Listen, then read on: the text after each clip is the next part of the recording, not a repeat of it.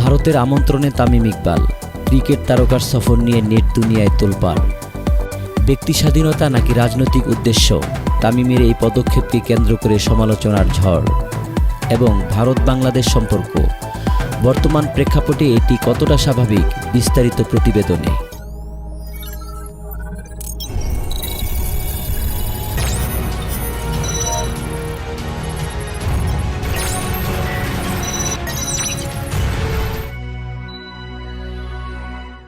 বাংলাদেশের ক্রিকেটের অন্যতম সেরা ওপেনার তামিম ইকবাল সম্প্রতি তার ভারত সফর নিয়ে তৈরি হয়েছে মিশ্র প্রতিক্রিয়া।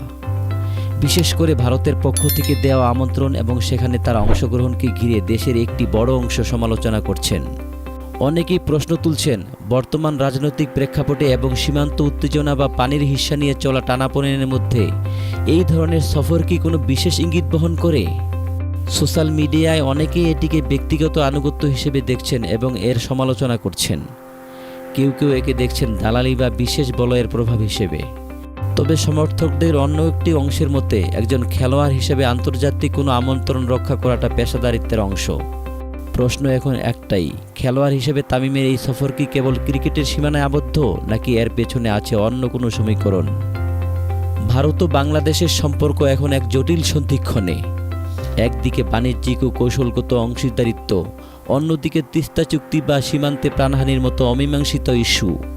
যখন সাধারণ মানুষের মধ্যে ভারতের প্রভাব নিয়ে অসন্তোষ বাড়ছে, তখন জাতীয় পর্যায়ের কোনো তারকার এমন পদক্ষেপ জনমনে নেতিবাচক ধারণা তৈরি করতে পারে।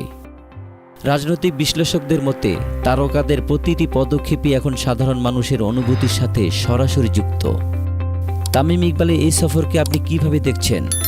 এটি কি স্রেফ পেশাদারিত্ব, নাকি এর পেছনে জনমতের গুরুত্ব দেওয়া উচিত ছিল? আপনার মন্তব্য আমাদের কমেন্ট বক্সে জানান।